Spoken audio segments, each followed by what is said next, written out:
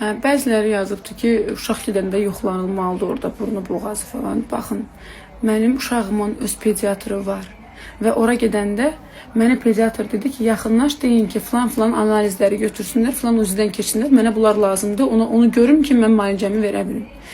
Mən orada onu istəyirəm onlardan, uzi istəyirəm. O mənə deyir ki, yox, hələ qoy burnunu boğazını yoxluyum. Və uşağım da çox narahatdır. Ağlayır, yuxusuzdur, ağrısı var, 2 qat qalıb uşaq. Nəsə, uzun sözün qısası. Sonra oturduq orada bir 40-45 dəqiqə uzistin gəlməyini gözlədik. Hansı ki, zəng eləmişdi öncədən. Demişdilər ki, dedi, evə göndərə bilərsinizmi? Dedi, 1 saata gələcək. Bura gəlin, buradadır həkim. Getdik ki, orada yox imiş həkim. Orada bir 40 dəqiqə falan gözlədik ki, həkim gəlsin. Həkim də gəldi, yuxulu. Axırda dedi ki, vallahi mən heç nə bilmirəm, mən deyə bilmərəm. O cavablara verdi, onu göndərdi. Yəni, demək istədiyim ondur ki, gecə səhərə qədər heç nə deyə bilmədi o klinika.